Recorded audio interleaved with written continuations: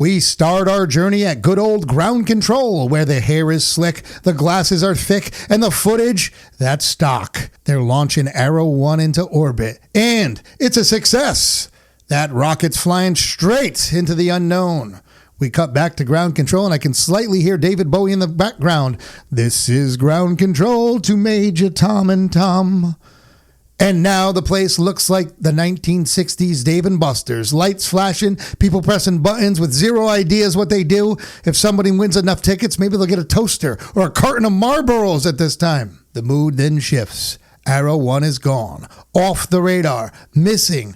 Ghosted harder than Doc's first date on Grindr before he didn't know it wasn't a sandwich app. The men are left scratching their heads. Cut to what looks like a rocky desert.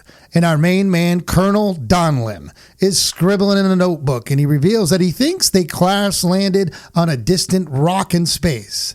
Totally plausible if the mood had sand, gravity, and rattlesnakes, possibly. Now we meet the rest of the gang, Corey and Pearson. Corey introduces himself by being a world-class grade A douchebag right out of the gate. He's got attitude, he's got a thirst, and he's got no time for team. Colonel Donlin tries to keep the group from turning into a space travel Lord of the Flies. Pearson sides with the colonel. He wants peace, and he seems very logical. Meanwhile, Corey is obsessed with the water inventory, and guess what? There's not enough for all of them. Corey even suggests that maybe they shouldn't give water to the dying crew member who's not going to make it. Pearson responds, being the moral compass of this episode, and Corey pouts and retreats like a little baby he is. The men chat about the sun, how it looks exactly the same as it did on Earth. Same size, same heat, same Earth vibe going on, I guess. Meanwhile, Corey's watching all this from a rock like a dehydrated little fool, holding his canteen like it's his baby blanket. Colonel Donlin gives some of his water to the dying crewmate because he's an actual human being and cares. Corey's not thrilled by this. He wants to save the water for the people that are worth it. Pearson reminds Corey that he basically sucks. Then Corey and Pearson head out on a recon trek. But when Corey comes back that night, solo, he looks suspiciously hydrated. Like way more water than you'd expect from someone who just walked across an asteroid. He tells Colonel Donlin that Pearson just wandered off in another direction. No biggie, really. Then he admits he left Pearson for dead. And it wasn't his fault, of course. Colonel Donlin's like, yeah, okay, oh yeah, sure you did. Let's go see where you left him. And he grabs his pistol, just in case Corey starts being, I guess, Corey again. They hike to the spot. And surprise! No body, just sand. It turns out Pearson's still alive, but barely. He's crawled away and now lying there. He can't talk, but he manages to scratch a symbol in the dirt before ultimately dying. Colonel Donlin sees it, starts putting two and two together. This asteroid might be closer to Earth than they thought. He books it across the desert to investigate further. Meanwhile, Corey hangs back, picks up Pearson's gun, and goes full villain on us. He tracks Donlin down and boom, confrontation time. They argue. Corey pulls the trigger. Colonel Donlin's down. Corey is now king of wherever they are. One man left. Now Corey's wandering alone, crossing the sand like he's expecting aliens or maybe a spaceship or who really knows. And then there it is. Blacktop, a highway, power lines, even a sign that says Reno. That's right, not Mars, not the moon, Nevada. They never left Earth. Turns out Arrow 1 didn't land on an asteroid. It landed about 5 exits past a Motel 6 probably. Pearson had been trying to draw power lines. And Corey?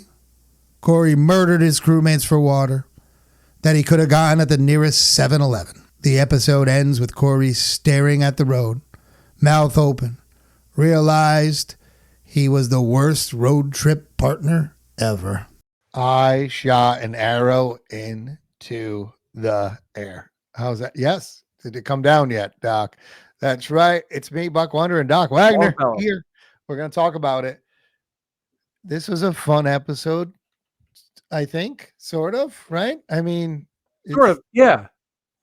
It was an interesting one. Yeah, very interesting. We're getting into a little bit of a different realm in the Twilight Zone now, I feel. So, without further ado, let's get into it. Doc, tell me about the actors. Let us delve into the realm of these performers, exploring their talents and unraveling their intricacies on this stage of shadows and light. Well, I think I'd love to see you in the role of Corey, but we'll go there later. Thank you, everybody. Corey was That's so funny. After what you went to, you got put in Corey. Corey was played by Dewey Martin. His first role was in 1949, a movie called Knock on Any Door. And his final role was in 1978, an episode of Police Story. Guy's pretty cool. He quit acting at the age of 50 and moved to Key West, your old stomping ground. He's not far off of my path. Kind of like what you do. You're gonna do. Exactly. That's why I said. But yeah, he kind of feels, I'm sick of it, and moved to Key West, lived to Key West until he passed away. Good for him. Yeah. Edward Binns played Donlin, and his first role was in 1948, an episode of The Actors Studio.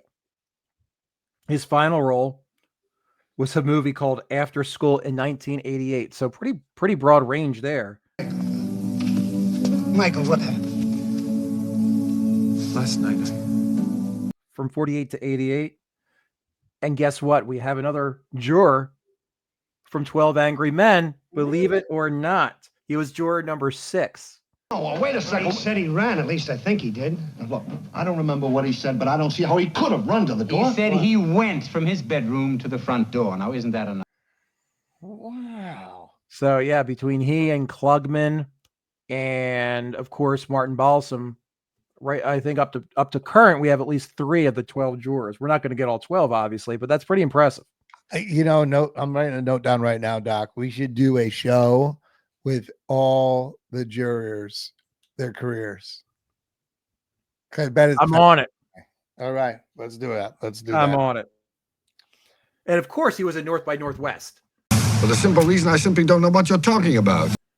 So we get a little Hitchcock. He was one of the yet another government agent or police in North by Northwest. So that's kind of gotta bring back my boy Alfred. So yeah, he pointed acting career for Edward Binns. All right, that's impressive. All right, well, good. I mean, it seems like they didn't have any like people that were one-hit wonders.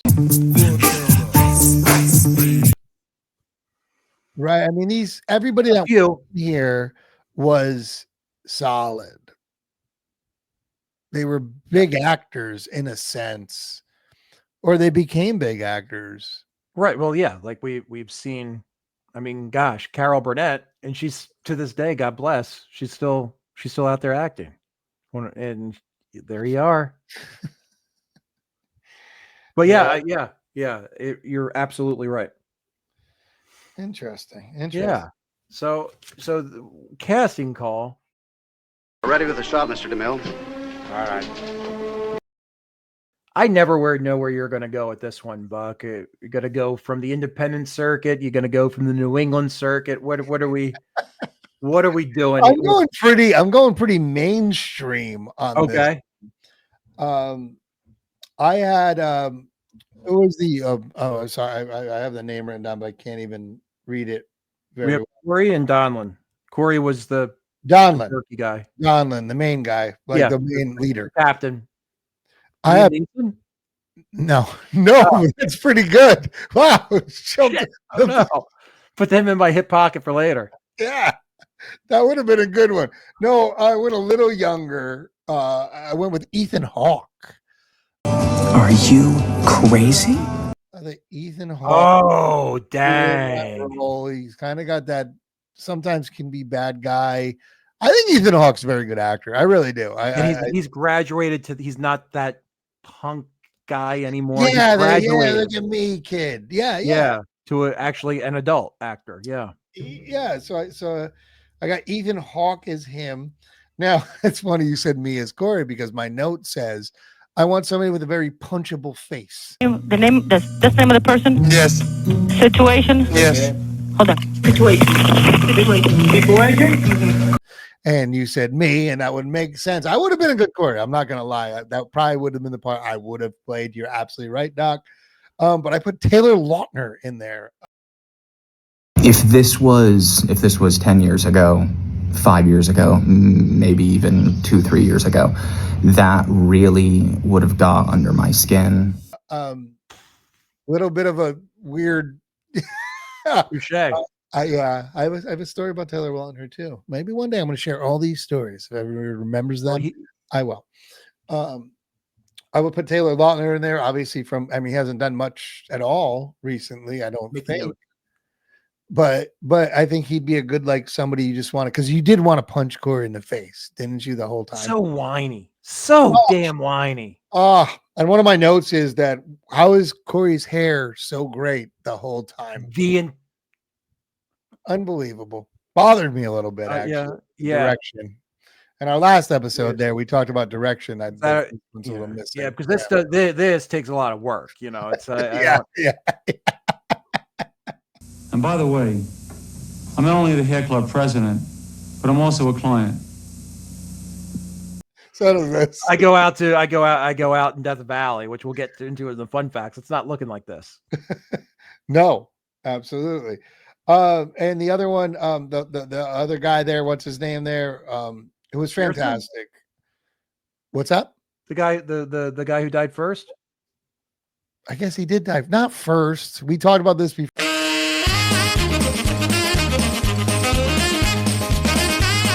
I will tell you that Benny Hill. Before we went, he said, you have the guy who died first. And I thought he meant the guy that they were like feeding the water to.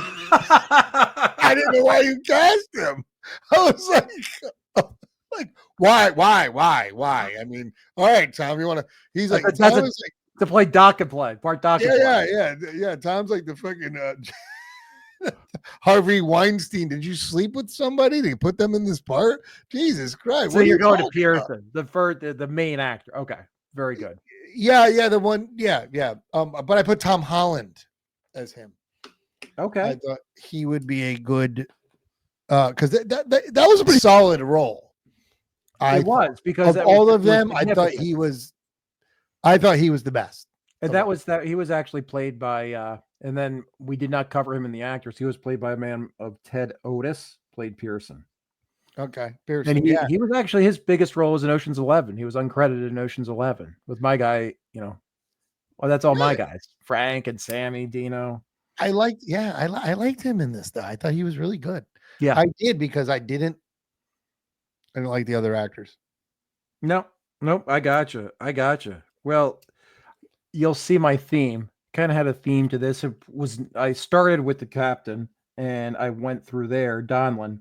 I have Nick Offerman, or it could be Offerman. Kind of have that. We saw him play like the boss type of character in Parks and Rec, and big dude, and can definitely throw his authority around, but at the same time be sympathetic to the Pearsons of the world. For Corey, I have Adam Scott. Do it. Oh, God, I don't need to know this information, Ron. Is there something wrong with me? I think so. Yes, quite possibly. Who acted with Nick Offerman in he's good. He's solid. I like he is really Party Down. Let's just say Party Down because I like that show a lot. Oh, you've mentioned that show a few times. Yeah, but he can really play a jerky guy that we have seen that, and he does kind of have has a look. He looks like him a little bit too. Yeah, and he kind of looks like him a little. Now, for Pearson, I have yet another actor from Parks and Rec, Anzi Anzari. Red carpet. My entire apartment is red carpet. On top of that, leading into my bedroom, A second red carpet. Oh, what's this in my shoe? Red carpet insole. Okay. I mean, obviously not on looks, but Yeah. I thought that he is kind of just, hey, I likable, and he could do what he had to say without many words, and I can picture that scene where he's trying to draw the telephone poles. And yeah, I was trying to be a little bit like Buck and work a theme on my actors. Yeah, I was just about to say I love doing that, and I was thinking about that on this one. It's funny because I almost went. I'll probably do it later on, so but I'll let everybody in on it. I almost went the Office route. I almost did Steve Carell, and like okay. I almost went that route because I was like, they worked together before, Right. But it is true when you see people work together or you associate, it's sometimes nice to see them that they can work together well. Right. And I always have fun doing the casting call. And like I said, I never am like, oh, I'm going to cast this person first. It came to me after watching. I'm like, And then like it came Nick Offerman, and then I'm like, oh, how cool would it be to try to connect the dots with that? So it's fun. And if anybody likes to play along, definitely let us know who you thought would play good roles in today. And we're not trying to recast it. We're just having fun with it if it was cast today. Absolutely. It's a little thing we do. All right. So that is our casting call. So what do you think next? What do you think? Influences? Sure. Yeah, absolutely. They're very easily influenced. All right. So Doc, on influences, I mean, obviously there's a lot of that, stuck in space thing, right? Right. Obviously 2001 Space Odyssey, they're stuck in space, right? I believe. Right. Yeah. The Martian, obviously, he's stuck there. Your boy Matt Damon. But really, when you think about it, this is M. Night Shyamalan's The Village. Mile 27, there's a girl. I'm going to check it out.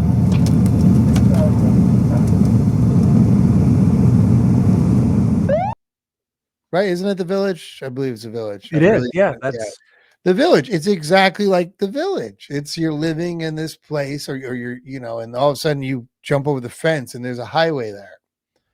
And I'm going to admit on this one, I really knew the first time I saw it when I was young that they were going to be there. I don't know why I didn't give it because I think you're going to get into that a little bit, Doc, about that when we do the ratings about this.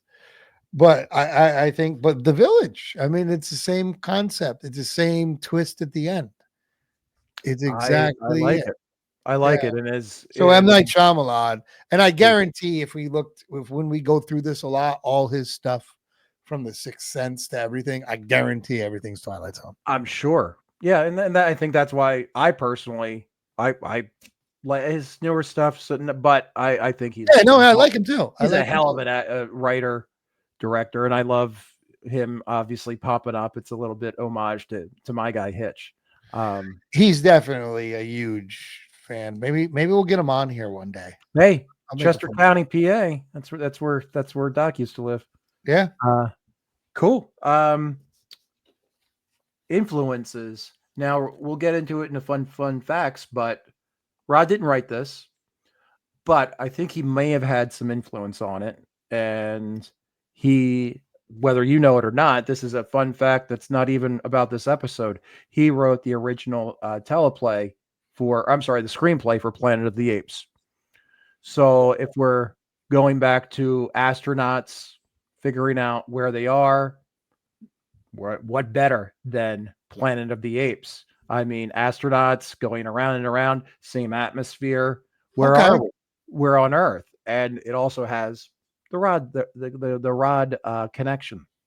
That's good, and then that is true, and I'm curious about that in the fun facts about that what you just said. So that makes sense. And now, so let's get into it. Sure, yeah. Oh, fun facts. Now, fun facts from Doc Wagner. Let's do it. I do like love your how you get your feeks out. So the dates of filming here: November 3rd, 4th, 5th, and 6th of 1959. It was originally telecast January 15th of 1960. So we're all of a sudden in the middle of January when these are getting aired, and I'll get back to why it was filmed for 4 days in a minute. As I mentioned, it's one of the few stories that Sterling did not write. He actually bought it from a suggestion of a non-professional, one of only a few that he ever did like that. He got the idea from a friend of his wife, and they were talking over dinner about a story where a spaceman landed on Earth and he didn't know where he was, and kind of a generic idea, but Simple. Rod took it and ran with it. Yeah. Excuse me. The price tag $750 in a new refrigerator. No, which isn't too bad for 1959 standards. Gosh. Yeah, I mean, what was that's in what the Rod paid this person. Well, yeah. What was in the refrigerator? That's what I want to know.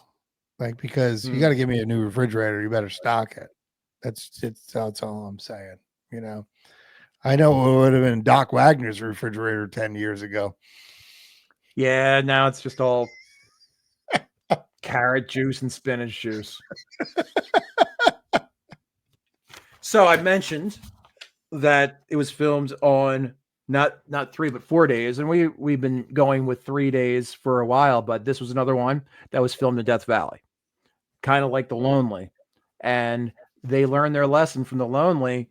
We spoke about it. They had people literally like dropping like flies in The Lonely. Oh, it's only 120 degrees. Let's get out there and do it. They learned their lesson. I mean, from today's safety standards, probably not, but they did. They ate salads. They didn't eat a lot. They had a lot of breaks, a lot of, oddly enough, water was drunk during it. But yeah, they learned their lesson from The Lonely. And so they took the extra days to film. I think there was 3 days in Death Valley and then 1 day doing interiors.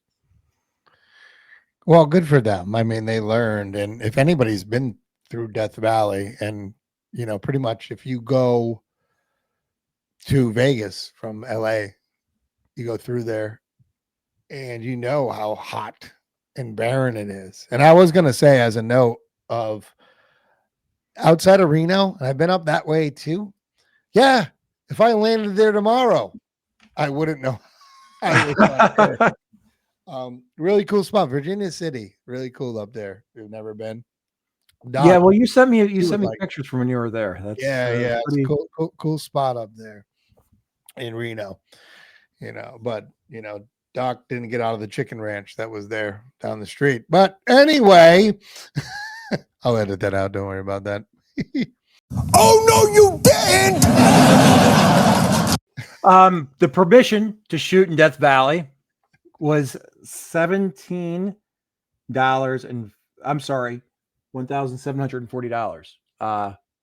They had to actually pay to shoot in the Death Valley. So yeah, I mean that's kind of I guess it's a lot, but you know, you have to pay permits. That's what they're called. Yeah, not uncommon. Yeah, you can't just throw your cameras. Hey, we're going to film at a national park. So yeah, I know. But you shoot on the street somewhere. You're supposed to go to the town. I mean, now every day everybody's got a cell phone or whatever. They catch you, you're in trouble. But wait, hang on a second. As of this filming, I don't think it's a national park anymore. So we can film there.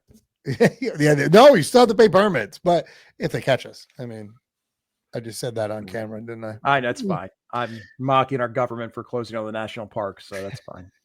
Yeah, why not? All right, is that it for fun facts, Doc? That's it for fun facts. Yeah. I wanted to cut it down. I had a few folks say cut it down, so I cut it down. Very interesting, though. It is, and quite honestly, and we'll get this in the ratings. I didn't quite find this episode as fun as some other ones. No.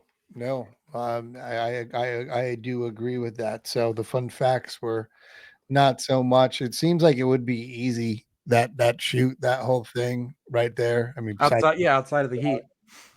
Yeah. And their scarves that you never saw any with the. Yeah, they wear a lot of clothes for being like really. It seemed like they said it was hot. They're drinking water all the Right. time. Like Well, that's the whole shed a few layers, fella. Like, what That's- are you worried about? Skin cancer at this point? That's just silly. Right. But all right, so I guess we go on to the ratings. Doc, we're flying through this right now. Yeah. Why don't you lead it? Why don't you lead us off, Buck? Well, who are you to judge me? All right. Well, I'm going to tell you, I wasn't a big fan of this one. I really wasn't. I mean, I like the trick ending. I get it. Twilight Zone-ish. I like the story, especially back then. Like I say, if you didn't see The Village, things like that. It was cool. I didn't like a lot of it seemed a little over the top with the acting.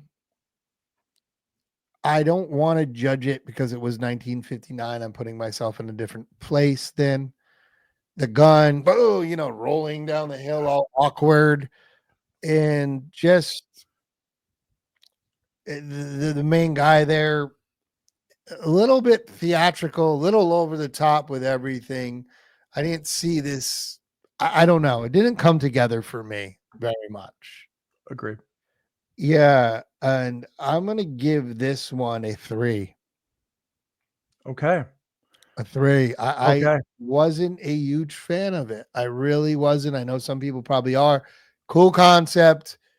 It really is. As like a short story, if you read it. If you read it, you'd be like, huh.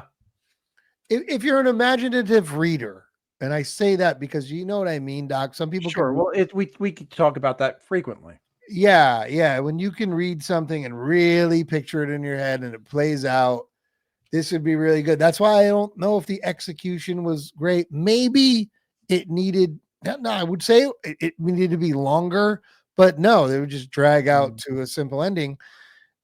I shouldn't say simple. That's bad. But no, I just wasn't a fan. I wasn't a fan of the acting. I wasn't a fan of like the shots and everything like that. I just thought it was like they threw it on the wall. It was a Twilight Zone. When it ended, you're like, oh, I mean, Rod Serling came in and did a monologue in the kind of not at the end. He kind of did it that way. It was and that was due to just time. They had to do something, so they called him in to do that, like a make tracks, Mr. Corey. That whole part, the middle dialogue, which I believe he only did like 4, maybe 5 times. If the direction was really good and you knew the character, you knew what he was doing and everything like that, I don't think you need that. Yeah, it's like filler. Yeah, they always say like the narrative, when you write, when you have somebody like talking, it's because you can't explain it on the screen. Right. That's a problem a lot of times. And I know a lot of places do the narration that comes over, but it's kind of like they always say, it's like you don't rely on that as a writer. You want to show it. It's almost a screenplay. Crazy. So I think that showed that there. So yeah, I'm going 3. I don't want to go into too much. No, you summed it up perfectly. I wasn't the biggest fan either. I didn't like the beginning. I mean, that when they were in the control center, like it could have been a minute and a half. Instead, we see the stock footage over and over again of like different satellites, this and that. And yeah, we didn't even talk about the wooden acting that was in the control center. Yeah. So that kind of, it's like, okay. Set the tone. It set the tone a little. It did. And like you had mentioned the falling down of the hill. I'm like, they could have done better on that one. Like it's not have gun will travel. And how much water was wasted for Corey? Like, come on, all he's talking about is the water. But there's so much freaking water that is wasted. And all right, they're astronauts. I don't even know half the time what state I'm in, but I'm not an astronaut. But I would think that the astronaut would know, take off their astronaut helmet. Oh, it's the same. Nobody even mentioned Don't you think it's The weird? rocks, the It's rocks, the same whatever. atmosphere as Earth. Like, what is this unusual sand? It bothered me. That bothered me. The fact that nobody sweat, which we already discussed, bothered me. The scarves, like, just take your damn scar off. Maybe make a bandana to catch the sweat because you're complaining how hot it is. They didn't And if have you to. don't They have weren't any- sweating. They didn't need the bandana. Yeah. They weren't sweating. In concept, I actually like what you said. If I read this as a short story, I'd be like, that's pretty freaking cool. And oddly enough, that the Pearson with the telephone pole wires drawing it, that was cool. That was cool. Yeah. But yeah, I'm right with you, spot on, and I'm giving it a 3. All right. 3s for both of us. And I do think it's straight. I'm going to go with direction. I don't think the story was terrible. And you're right. If they had one scene in there, and I'm going to elaborate a little bit here because we have a little bit of time. If they had a scene like what you just said, like in my head, I'm thinking like if they were sitting there and they were sitting there and you see him put his bandana around his head and he's sweating and it would make Corey like crazy, like showing that come out of him and looking over at him and him, both of them fighting that demon that like killed the other guy. And also I didn't know why. It's like, well, you're just going to be there alone. Like you're stranded. There was no like, where are they going? Who's going to save them? It wasn't like they had months of water left where they could be like, somebody might find us.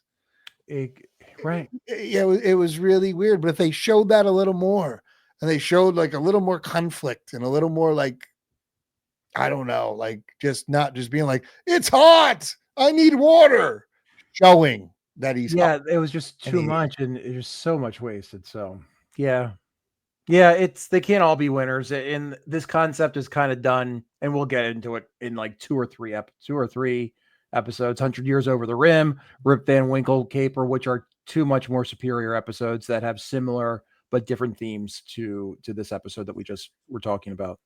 But I understand why he bought the story. Cool story. I understand. I mean, that's never probably been done at that time. Maybe it has. Nope. Somebody can tell me below if it has. But cool story. I see why he bought it. I wonder what he truly thought of it when it was done. I really do. And I did. Sometimes I see somewhere on one of my books or in the internet somewhere that this one was a stinker, or he even says like, they can't all be winners, but I didn't see him say anything positive or negative about this particular episode. Yeah. Well, the guy got a refrigerator. Woman. Oh, I'm sorry. The woman. Whoa. Good for Benny Hill. Absolutely. But let's so with that being said, let's wrap this up. Yeah, and we're getting now we're going to get into 2, 3, 4 fantastic episodes in a row. So I'm taking a breather off of this one because we're going to get some electrifying episodes coming up. I'm looking forward to it. Hope everybody else out there is. Like I said, always, we appreciate you. Hit that like and subscribe button. It does help us out a lot. Over there. Yeah. Smash it. Come on now. Well, they smash it, they won't work again, so they got to like it again. That is true. Don't smash it because you want to see in the next episode, which will be very exciting, and we will be coming out with that as soon as we can. We're trying to stay consistent on it, so at least once a week, maybe twice a week, we'll be dropping new episodes on you, and we'll be doing some other things. So please stay tuned. Thanks. Follow us for everything. Thank you for liking everything, everybody. Yes, thank you. Leave a comment below. Whatever, we try to answer whatever we can. All right. So for us, Buck Wonder, Doc Wagner, and the Triple Clowns. See you later, everybody. Give me the ball, Augie. Give me the ball. Bad dog.